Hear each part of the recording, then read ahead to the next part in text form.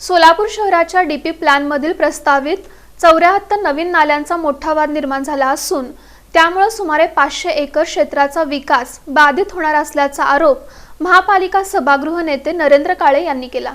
महापालिका सभागृहात आयोजित पत्रकार परिषदेत बोलताना सभागृह नेते नरेंद्र काळे यांनी विकास आराखड्यात समाविष्ट करण्यात आलेल्या 120 किलोमीटर लांबीच्या 74 नवीन नाल्यांच्या नियोजनावर गंभीर आक्षेप घेतला।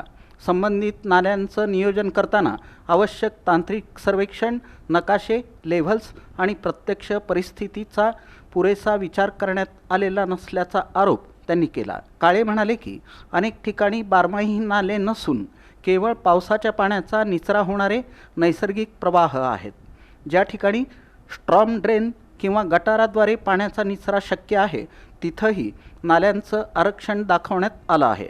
या आरक्षणामुळे प्रत्येक नाल्याच्या दोन्ही बाजूंना 6-6 मीटर बफर झोन सोडावा लागणार असून त्यामुळे जवळपास 50 फूट रुंदीचं क्षेत्र विकासासाठी बंद होईल। परिणामी शहरातील सुमारे 500 एकर म्हणजेच 2 कोटी चौरस फूट जागेवरील विकास ठप्प होण्याची शक्यता असल्याचा दावा त्यांनी केला। यामुळे हजारो भूखंड धारकांचं नुकसान होईल।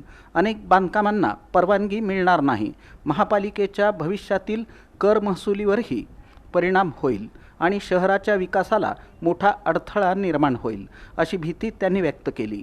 विशेषतः 1000 ते 2000 चौरस फुटाचे प्लॉट खरेदी केलेल्या सामान्य नागरिकांवर याचा मोठा परिणाम होणार असल्याचंही त्यांनी सांगितलं। या विषयाची माहिती पालकमंत्री तसंच शहरातील तिन्ही आमदारांना देण्यात आल्याचं सांगत ज्या ठिकाणी प्रत्यक्ष गरज आहे तिथंच नाल्यांचं नियोजन करावं आणि उर्वरित ठिकाणचं आरक्षण रद्द करून पुनर्सर्वेक्षण करावं अशी मागणी त्यांनी केली।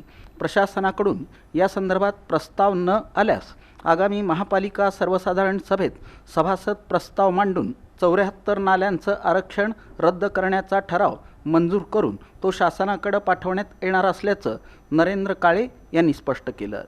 पत्रकार परिषदेला नगरसेवक अनंत जाधव उपस्थित होते।